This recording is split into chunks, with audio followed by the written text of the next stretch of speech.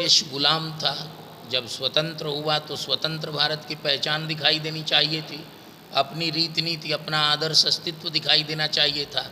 ये न राजनीति में दिखती थी, न शासन में, न समाज में। डॉक्टर मुखर्जी ने जनसंघ बनाया, सबसे पहला काम किया कश्मीर। कश्मीर उस समय का ज्वलंत मुद्दा था, कश्मीर और यहाँ हैदराबाद निज़ाम को सरदार पटेल ने सही कर दिया, हैदराबाद देश में आ गया। लेकिन कश्मीर को पंडित नेहरू ने अपने हाथों में ले रखा था। तो डॉक्टर मुखर्जी कश्मीर के लिए यात्रा की, सरदार पटेल कश्मीर में पढ़ नहीं सके। कश्मीर का मामला अंतर्राष्ट्रीय हो गया, तत्कालीन प्रधानमंत्री ने उसका अंतर्राष्ट्रीयकरण कर दिया, कश्मीरी और देशभक्तों की भावनाओं के विरुद्ध जाकर। तो डॉक्टर मुखर्जी ने कश्मीर समस्या के लिए कुर्बानी दी, शहादत दी। श्री राम जन्मभूमि, ये हमारे देश के आदर्श अस्तित्व का मामला था। मुग़ल काल, गुलामी के काल, बर्बरता के काल का सबसे बड़ा प्रतीक था श्री राम जन्मभूमि के स्थान को लांछित करना। उस लांछित स्थान को फिर से पवित्र स्थान में और अपने आस्था के केंद्र में, श्रद्धा के केंद्र में, गौरव के केंद्र के रूप में परिणत करना।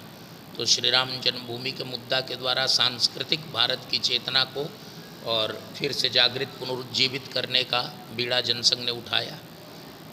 पाकिस्तान से, बांग्लादेश से जो मुस्लिम घुसपैठी हैं, उन्होंने देश भी ले लिया अपने नाम पर और बाद में फिर भारत में घुसपैठ करने लगे। यहाँ जो बच गए थे उनकी सहायता कर रहे थे।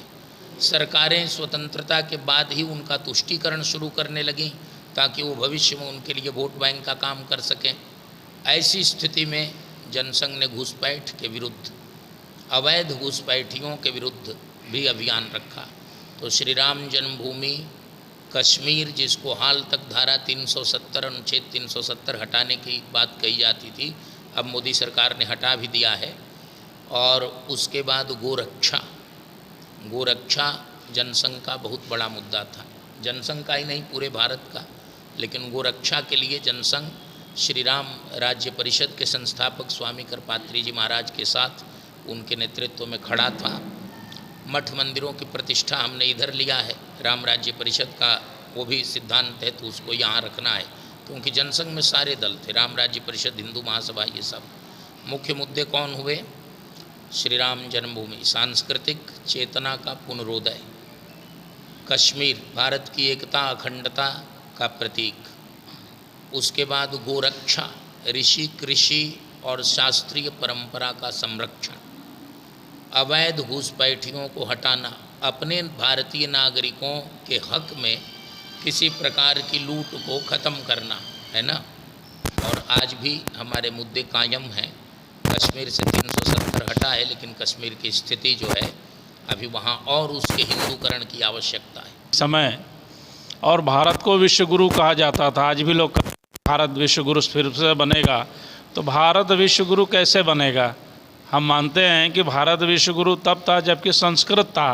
आज तो संस्कृत है नहीं, अनज सरकारें संस्कृत को बढ़ावा दे रही है, तो कैसे विश्व गुरु बन सकता है? जिनको पॉलिटिकल लीडरशिप मान्यता देती है वही अपने को स्पिरिचुअल रिलीजियस लीडर के रूप में मानते जानते हैं और पब्लिक जानती है। लेकिन धार्मिक नेतृत्व उसे कहते हैं जिसमें त्याग और तप का बल हो, सत्ता का संबल नहीं। त्याग और तप के बल पर हमारे आचार्यों ने ऐसी व्यवस्था की थी कि राजा भोज के समय जो लकड़हारा था वह राजा से अधिक बढ़िया व्याकरण जानता था और संस्कृत बोलता था। बहुत प्रसिद्ध उक्ति है, राजा भोज ने जंगल में लकड़हारे से पूछा कि भारम बाधती, आपको भार बाधित करता है? तो उसने कहा भारम न बाधती बाधते राजन यथा बाधति बाधते, पर हमला करो, ब्राह्मण हट जाएंगे तो सब ईसाई हैं, सब मुसलमान हैं, खान पान पहनावा शिक्षा रीति नीति संस्कृति से सबको ईसाई और मुस्लिम के बराबर कर दिया है। जो डिस्टिंक्शन है अन्यों में और हिंदुओं में, सनातनियों में, वो क्या हैं? ब्राह्मण हैं, धर्मशास्त्र हैं, देवी देवता हैं। इसी से ये नेता जो हैं दक्षिण उत्तर दोनों तरफ के, वो धर्म पर चोट कर रहे हैं। कोई सनातन धर्म को मलेरिया बता रहा है, कोई ब्राह्मणों को विनाशक बता रहा है। ब्राह्मणों ने शासन नहीं किया है, ब्राह्मणों ने समाज को शिक्षित किया है।